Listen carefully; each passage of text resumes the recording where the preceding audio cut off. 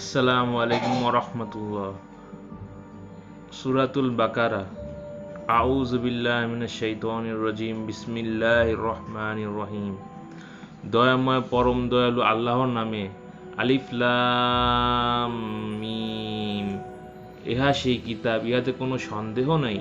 মুত্তাকিদের জন্য ইহা পথ নির্দেশ।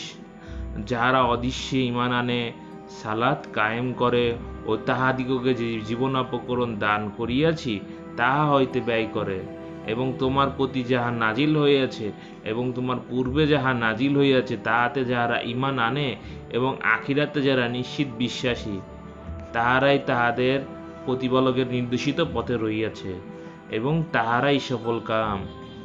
যাহারা কুফরি করিয়াছে, তুমি তাহাদেরকে সতর্ক করো বা না করো, তাহাদের পক্ষে উভয়ই সমান। তাহারা ঈমান আনিবে না। আল্লাহ তাহাদের কুফরি হেতু তাহাদের হৃদয় ও কর্ণ মোহর করিয়া দিয়েছেন। আল্লাহ তাআলা তাহাদের চক্ষুর উপর আবরণ রহিয়াছে এবং তাহাদের জন্য রহিয়াছে মহাশাস্তি।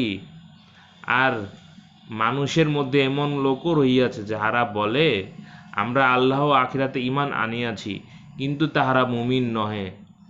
আল্লাহ ও মুমিনগণকে তাহারা প্রতারিত করতে চাহে, অথচ তাহারা যে নিজেদেরকে ভিন্ন কাহাকে প্রতারিত করে না, ইহা তাহারা বুঝিতে পারে না।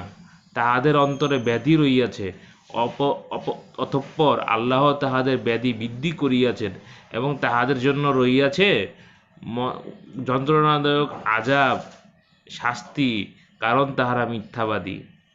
তাহাদিগকে যখন বলা হয়, পৃথিবীতে অশান্তি সৃষ্টি করিও না, তাহারা বলে, আমরাই শান্তি স্থাপনকারী।